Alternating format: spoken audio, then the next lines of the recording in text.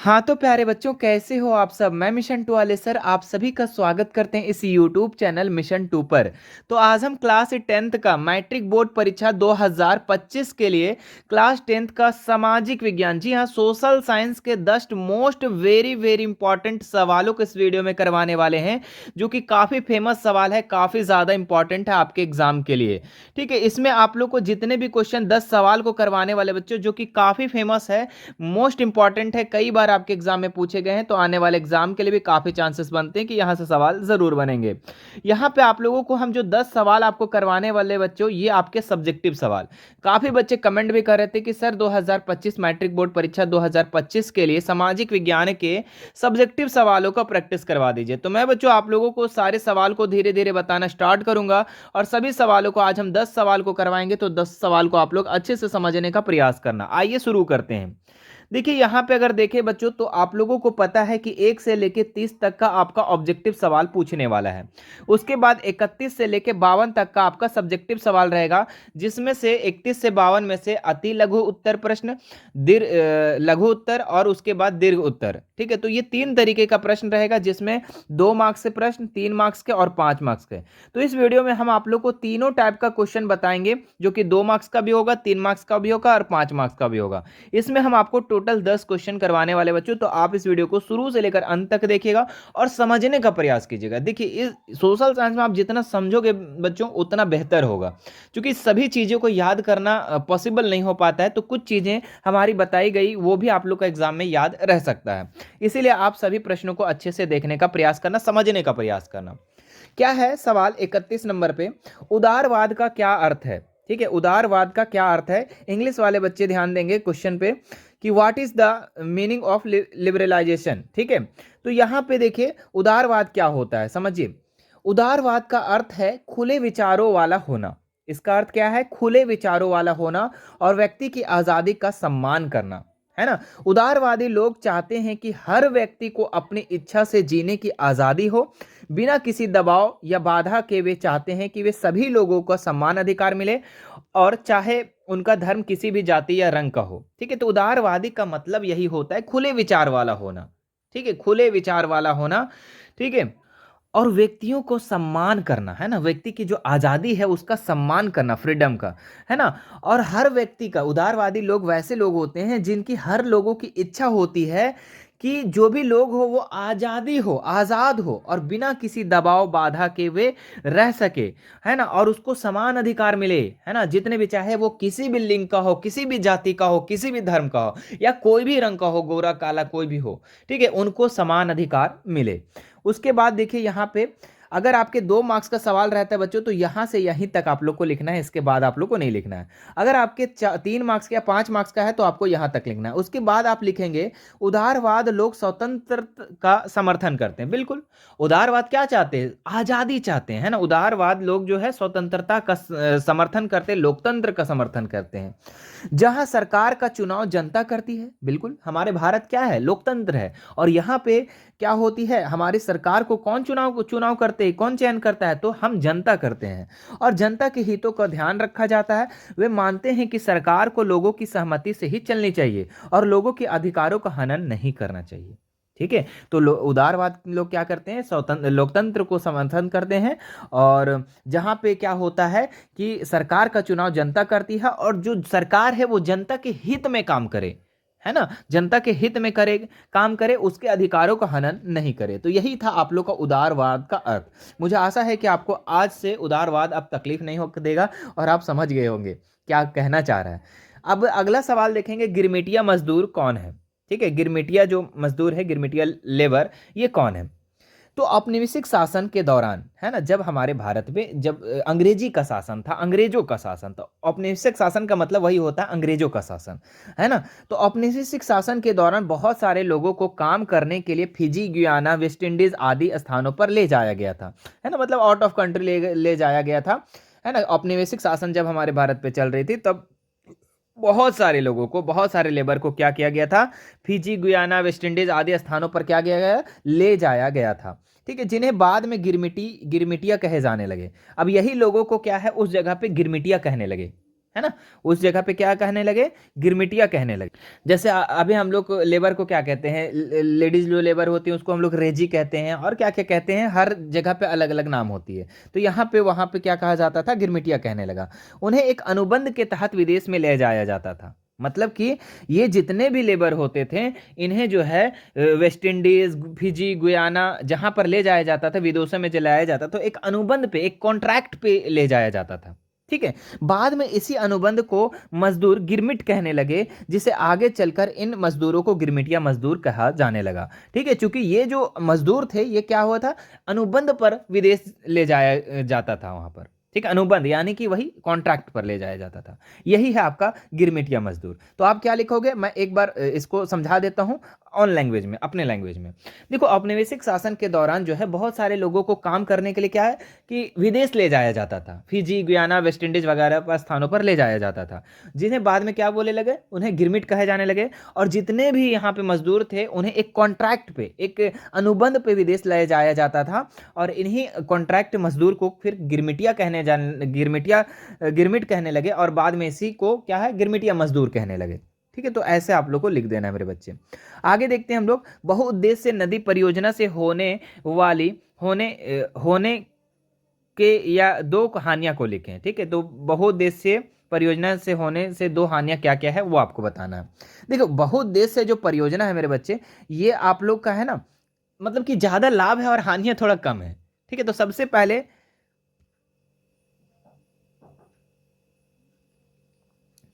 लाभ को समझ लें, उसके बाद फिर हानियां को आप समझेंगे। देखो, सबसे पहले आप बहुउद्देश्य परियोजना में क्या होता था, देखो बहुउद्देश्य परियोजना में क्या होता था कि इस तरीके से एक नदी होती थी, है ना, नदी से इस तरीके से पानी बहते रहते था, और वहां पे एक बांध बनाया जाता था। ये इस परियोजना में क्या होता था कि सभी नदियों पर बीच बीच में बांध बनाया जाता था इस परियोजना के तहत में।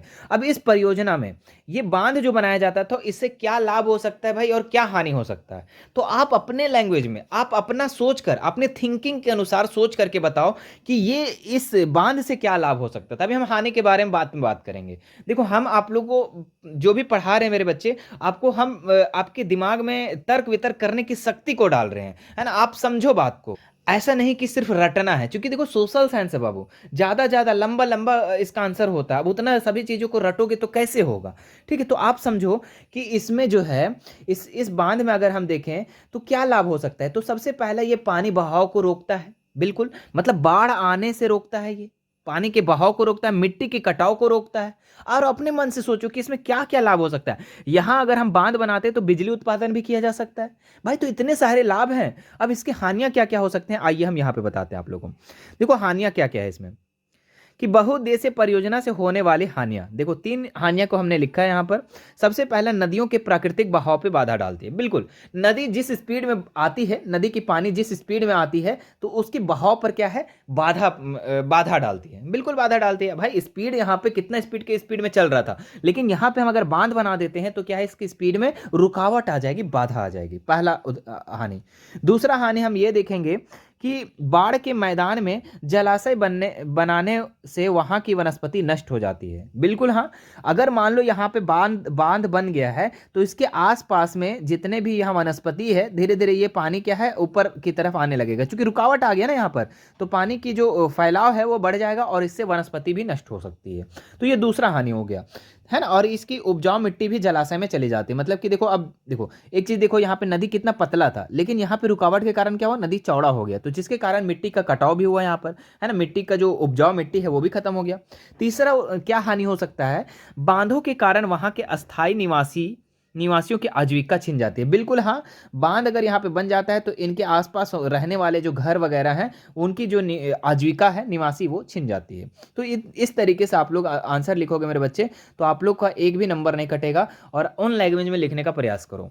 खनिज क्या है मेरे बच्चे, ठीक है, व्हाट इज मिनरल। ठीक है, तो खनिज प्राकृतिक रूप से पाए जाने वाले तत्व यौगिक होते हैं, है ना। क्या है, ये प्राकृतिक रूप से पाए जाने वाले तत्व यौगिक होते हैं, जो पृथ्वी के पपड़ी के में ठोस रूप में होते हैं। जहाँ पृथ्वी के जो भूप्रपट्टी है उसमें क्या होते हैं, ठोस रूप में ये पाए जाते हैं खनिज, जो खान से खोद कर निकाले जाते हैं। ये कहाँ से, खान से खोद कर निकाले जाते हैं। कुछ उपयोगी खनिज के पदार्थों के नाम है, लोहा, अभ्रक, कोयला, बॉक्साइट, नमक, जस्ता, चूना, पत्थर। ये सभी क्या है आपका बोले गुरुजी नमक तो आपका समुद्र से, अरे भाई ये काला नमक का बात कर रहा है, ठीक है। तो ये सारे क्या है यहाँ पर, ये एक खनिज है, ये सब है ना, ये सब क्या है, खनिज है जो पृथ्वी पृथ्वी के पपड़ी के ठोस के रूप में पाए जाते हैं भूपर्पट्टी पर, और इन्हें खानों से खोदकर निकाले जाते हैं, ठीक है। और ये क्या है, ये एक प्राकृतिक रूप से पाए जाने वाला तत्व है, ये यौगिक है। आगे देखते हैं हम लोग सांप्रदायिकता क्या है, ठीक है। देखो सांप्रदायिकता, समझिएगा ध्यान से इस चीज को, और इस चीज को अगर आप नहीं समझते हैं तो फिर दिक्कत है। देखो क्या है सांप्रदायिकता, क्या होता है। सांप्रदायिकता एक ऐसी भावना या विचारधारा है जो धर्म या संप्रदाय के आधार पर समाज को विभाजित करती है। जी हाँ, सांप्रदायिकता जो है एक ऐसी भावना है, एक ऐसी विचारधारा है, ठीक है, जो धर्म और संप्रदाय के आधार पर समाज को क्या करती है, बांटती है। मतलब अच्छा काम नहीं करता, बांट देता है ना, धर्म के आधार पर, जाति के आधार पर। यह एक ऐसी मानसिकता है जिसमें लोग अपने धर्म को सर्वश्रेष्ठ मानते हैं, ठीक है। मतलब ये एक ऐसी मानसिकता है, ये देखो जो सांप्रदायिक लोग होते हैं वो उसकी मानसिकता बहुत ही निम्न होता है, समझ लो कि नीच होता है एक तरीके से। ये एक ऐसी मानसिकता वाले होते हैं जो अपने धर्म को सर्वश्रेष्ठ मानते हैं कि हमारा धर्म सबसे बड़ा है, हमारा धर्म ही सबसे अच्छा धर्म है। तो ये इस तरीके का लोग होते हैं, और अन्य धर्मों के लोगों की तुच्छ या दुश्मन समझते हैं। भाई तो ये गलत चीज है ना। हम सभी धर्मों को, हम भारत में जितने भी धर्म हैं, यहाँ पर जितने भी धर्म का जाति कास्ट जितने भी हैं, सभी एक हैं हम लोग, है ना। और यहाँ पे इस तरीके के लोग भी, मानसिकता वाले जो लोग होते हैं, उसी को हम लोग क्या कहते हैं, उसी को हम लोग सांप्रदायिक लोग कहते हैं, सांप्रदायिकता कहते हैं। यह विचारधारा समाज में तनाव, अविश्वास, हिंसा को बढ़ावा देती है।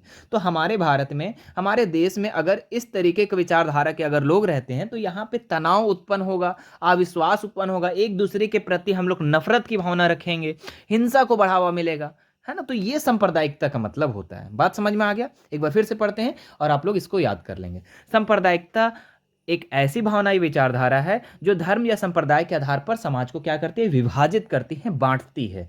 यह एक ऐसी मानसिकता है जिसमें लोग अपने धर्म को सर्वश्रेष्ठ मानते हैं और अन्य धर्म को तुच्छ या दुश्मन समझते हैं। यह विचारधारा क्या करती है, हमारे समाज में तनाव, अविश्वास और हिंसा को बढ़ावा देती है मेरे बच्चे, ठीक है। तो ये है, यही है सांप्रदायिकता। बात समझ में आ गया। मुझे आशा है कि आपको ये क्वेश्चन भी समझ में आ गया होगा और आप अपने ऑन लैंग्वेज में भी लिख सकते हो।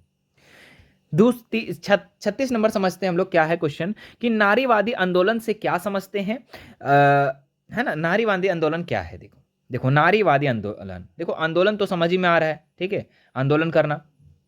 और नारीवादी का मतलब क्या है कि औरतों के लिए, महिलाओं के लिए आंदोलन करना। अब देखो क्या है, महिलाओं के राजनीतिक और वैधानिक दर्जे को ऊंचा उठाने के लिए, उनके लिए शिक्षा और रोजगार के अवसरों में बढ़ाने की मांग और उनके व्यक्तिगत एवं पारिवारिक जीवन में बराबरी की मांग करने वाले आंदोलन को नारीवादी आंदोलन कहते हैं।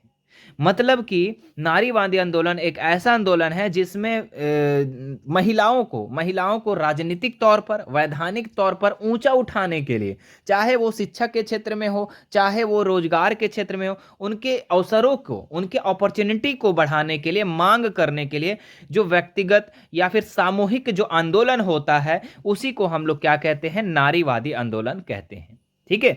बात समझ में आ गया, ठीक है, कि महिलाओं के अधिकारों के लिए, महिलाओं के अवसरों के लिए हमें मांग करना, आंदोलन करना ही नारीवादी आंदोलन है।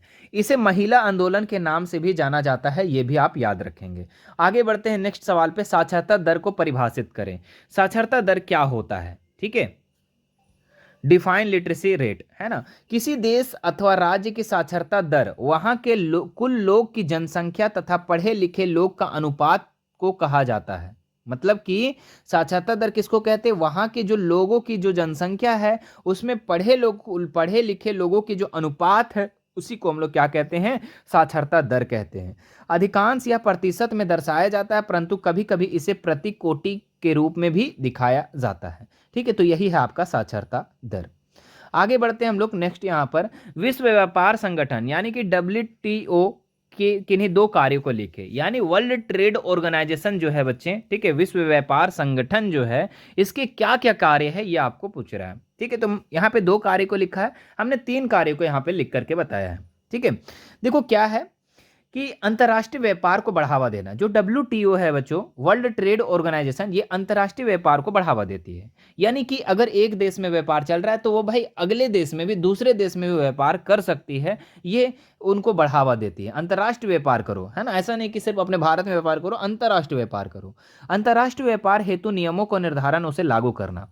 अब देखो जो भी बच्चे ने जो भी व्यापार जो है अंतर्राष्ट्रीय व्यापार करते हैं, जो भी बिजनेसमैन है वो अंतर्राष्ट्रीय व्यापार करते हैं, तो उनके लिए कोई ना कोई तो नियम तो बना होगा। बिना नियम का अगर करेंगे तो मनमानी करेंगे ना। यहाँ पे बहुत सारी चीज़ों का उत्पादन करेंगे, वहाँ पे जाके उच्च रेटों में बेचेंगे। तो ऐसा और भी बहुत सारे केसेस हो सकते हैं। तो ये सभी चीज़ों को नियंत्रण, नियम निर्धारण जो है लागू कौन करता है? WTO करता है। बात समझ में आ रहा है? उसके बाद तीसरा भी देख सकते हैं, अंतर्राष्ट्रीय व्यापार से संबंधित विवादों का समाधान करना। मतलब अंतर्राष्ट्रीय व्यापार हो रहा है, उसमें जो भी कोई लड़ाइयाँ, झगड़े या फिर विवाद हो रहा है तो उसका समाधान करना किनका है काम? तो ये है WTO का। और सदस्यों देशों के बीच समझौते करवाना। जितने भी अन्य देश के सदस्य हैं, है ना, जो भी अन्य देश के व्यापार हैं, बिजनेसमैन हैं, उन्हें समझौता प्रदान करना, ये WTO का काम है। आगे देखते हैं, बस 2 सवाल और बचे हुए हैं जो कि लॉन्ग क्वेश्चन है, दोनों क्वेश्चन ध्यान देंगे। जालियांवाला बाग हत्याकांड पर संक्षिप्त नोट लिखें। ठीक है, जालियांवाला बाग हत्याकांड क्या है मेरे बच्चे? ठीक है, तो आप लोगों को पता है कि 13 अप्रैल, है ना, सभी को याद भी होगा। 13 अप्रैल बोलेंगे सर उस समय तो हम थे नहीं। मेरे बच्चों अगर नहीं थे तो आप लोग किताब में तो पढ़े होंगे ना। 13 अप्रैल 1919 की बात है जब जालियांवाला बाग हत्याकांड हुआ था। ये कब कहाँ पर हुआ था बच्चे? तो ये हुआ था पंजाब के अमृतसर में हुआ था। ठीक है, और किस लिए हुआ था? तो रॉलेट एक्ट के विरोध में यहां पर एक जनसभा का आयोजन किया गया था, रॉलेट एक्ट के विरोध में। और यहीं पे क्या हुआ था कि जो जनरल डायर था, अंधाधुन अंधाधुन गोलियां चला दी थी। ठीक है, अब आइए पढ़ते हैं, इसको हम समझा देते हैं एक एक करके। देखो क्या है, सब नोट लिखने बोल रहा है आपको, हम का खा गा में लिखा दिए हैं ताकि आपको दिक्कत ना हो। रॉलेट एक्ट के विरोध में महात्मा गांधी और सत्यपाल किचलू गिरफ्तार हो चुके थे। ये रॉलेट एक्ट क्या है मेरे बच्चे? रॉलेट एक्ट एक ऐसा कानून है जो अंग्रेजों के द्वारा लाया गया था। देखो हम आप लोग को हर चीज को बताने का प्रयास कर रहे हैं ताकि आपको दिक्कत ना हो। अगर रॉलेट एक्ट के बारे में भी आए तो कम से कम हमारी बातों को तो याद रखोगे, है ना। और वैसे हम आपको रॉलेट एक्ट के बारे में भी पढ़ाएंगे लाइव क्लासेस में। ठीक है, तो रॉलेट एक्ट क्या है? तो रॉलेट एक्ट ऐसा कानून है जो अंग्रेजों के द्वारा लाया गया था। और इस कानून में क्या था कि पुलिस को एक अधिकार मिला था कि उसे बिना किसी भी व्यक्ति को, किसी भी जनता को बिना पूछताछ किए उसे गिरफ्तार कर सकते थे, गोली मार सकते थे। ठीक है, तो इस तरीके का ये रॉलेट एक्ट कानून था। और इसी के विरोध में जो है यहाँ पे जितने भी भारतीय लोग थे एक जनसभा का आयोजन किए थे, जो कि अमृतसर पंजाब में किए थे। ठीक है, 13 अप्रैल 1919 को किए थे। और ये जो जलियांवाला बाग हत्याकांड हुआ था बहुत ही खतरनाक कांड था बच्चों। ठीक है, अंग्रेजों उस पर अंधाधुंध गोलियां चला दी थी, है ना। अब देखिए पढ़ते हैं, रॉलेट एक्ट के विरोध में महात्मा गांधी और सत्यपाल किचलू गिरफ्तार हो चुके थे। इस गिरफ्तारी का विरोध करने के लिए 13 अप्रैल 1919 के वैसाखी पर्व के दिन, ध्यान रखेंगे ऑब्जेक्टिव के लिए प्रश्न बन सकता है, वैसाखी पर्व के दिन अमृतसर में जालियांवाला बाग में एक जनसभा का आयोजन किया गया था। ठीक है, ये पहला लाइन, ये नोट में आप लिख सकते हैं। दूसरा लाइन में आप लिखेंगे कि अमृतसर के सैनिक प्रशासक जनरल डायर ने इस सभा का अवैध घोषित कर दिया था। मतलब कि ये जो जनसभा हो रहा था, जनरल डायर जो थे वो क्या किए, अवैध घोषित कर दिए गए थे। और परंतु सभा हुई थी तब उसने वहां पर गोलियां चलवा दी थी, जिसमें सैकड़ों लोग की मौत के शिकार हो चुके थे। ठीक है, उसके बाद देखेंगे इस हत्याकांड के पश्चात ब्रिटिश सरकार ने एक हंटर आयोग स्थापित किया था। और उस आयोग की रिपोर्ट के बाद जनरल डायर को एक अनेक सम्मान दिए थे। इससे महात्मा गांधी असहयोगी हो गए थे और उन्होंने असहयोग आंदोलन चलाने का निश्चय किया था। इसके बाद ही असहयोग आंदोलन हुआ था। ठीक है, जालियांवाला बाग हत्याकांड भारत के इतिहास का सबसे दर्दनाक घटना थी। इससे भारत भर में रोष की लहर फूट पड़ी थी। बहुत ही खतरनाक घटना था बच्चों। ठीक है, खून ही खून, खून से लथपथ एक ऐसी घटना है ना। अब देखो यहाँ पे 40 नंबर सवाल क्या दिया गया है, ब्रिटेन वुड्स समझौते का क्या अर्थ है? ठीक है, तो ब्रिटेन वुड्स समझौता, what is meaning of Bretton Woods agreement, क्या है ये ब्रिटेन वुड्स समझौता? तो ब्रिटेन वुड्स समझौता जो है बच्चों, ये एक अंतर्राष्ट्रीय समझौता था। क्या था? अंतर्राष्ट्रीय, मतलब जिसमें सभी विश्व के सभी देश शामिल थे, है ना। मतलब ये एक समझौता था जो 1944 में अमेरिका के न्यू हैम्पशायर राज्य के ब्रिटेन वुड्स में हुआ था। कहाँ हुआ था? अमेरिका के न्यू हैम्पशायर राज्य के ब्रिटेन वुड्स में हुआ था। इस समझौते का जो मुख्य उद्देश्य था, जो द्वितीय विश्व युद्ध के बाद, अब बोलेंगे सर द्वितीय विश्व युद्ध कब हुआ था, तो ये आपका 1939 से 45 है ना, ये आपका द्वितीय विश्व युद्ध हुआ था। और इस समय के बाद वैश्विक आर्थिक व्यवस्था को स्थिर करने और पुनर्निर्माण करने का था। मतलब कि जो द्वितीय विश्व युद्ध हुआ था उस समय आर्थिक स्थिति खराब हो गई थी हमारे भारत की, है ना। हमारा भारत क्या है, पूरे विश्व का स्थिति खराब हो चुका था और उसी को फिर से निर्माण करना, पुनर्निर्माण करना, इसकी व्यवस्था करना, इसलिए इसी का उद्देश्य में ये समझौता किया गया था। अब देखिए यहाँ पे पॉइंट वाइज लिख देंगे आप। इस सम्मेलन में संयुक्त राष्ट्र संघ की दो संस्थाएं, अंतर्राष्ट्रीय मुद्रा कोष और विश्व बैंक की स्थापना की गई थी। यही है ना, इसी टाइम, है ना, इसी टाइम क्या था, दो दो संघ की स्थापना भी थी, दो संस्था की, जो कि अंतर्राष्ट्रीय मुद्रा कोष और विश्व बैंक की स्थापना। उसके बाद देखेंगे सदस्य देशों के विदेश व्यापार में लाभ और घाटे से निपटने के लिए ब्रिटेन वुड्स समझौता में आईएमएफ की स्थापना की गई थी। क्या की गई थी, आईएमएफ।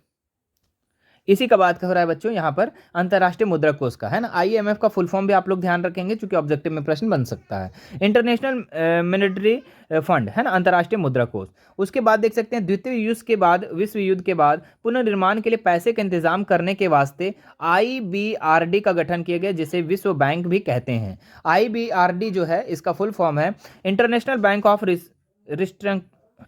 रिकंस्ट्रक्शन डेवलपमेंट, है ना। तो ये है, ये भी याद रखेंगे। और इसमें क्या है, आईएमएफ और आईबीआरडी जो है विश्व बैंक, दोनों को ब्रिटेन वुड्स का जुड़वा संतान भी कहा जाता है। तो याद रखेंगे यही दोनों को, है ना। कौन कौन का, एक आईएमएफ यानी कि अंतर्राष्ट्रीय मुद्रा कोष और आईबीआरडी यानी कि विश्व बैंक, दोनों का जो है जुड़वा संतान, ब्रिटेन वुड्स का जुड़वा संतान भी कहा गया है। ठीक है, तो ये था मेरे बच्चे आप लोग का 10 सवाल, जो कि काफ़ी ज़्यादा वेरी वेरी इंपॉर्टेंट था। और उम्मीद करते हैं कि ये 10 सवाल में से आप लोग कई सवालों को और भी जान गए होंगे, क्योंकि मैं हर क्वेश्चन को आपको व्याख्या करके बताए हैं, मतलब कि पूरे समझा समझा कर बताए हैं। तो आप लोग को कुछ ज़्यादा ही नॉलेज हुआ होगा कि एग्जाम में प्रश्न को कैसे लिखना है ना, और कैसे समझना है।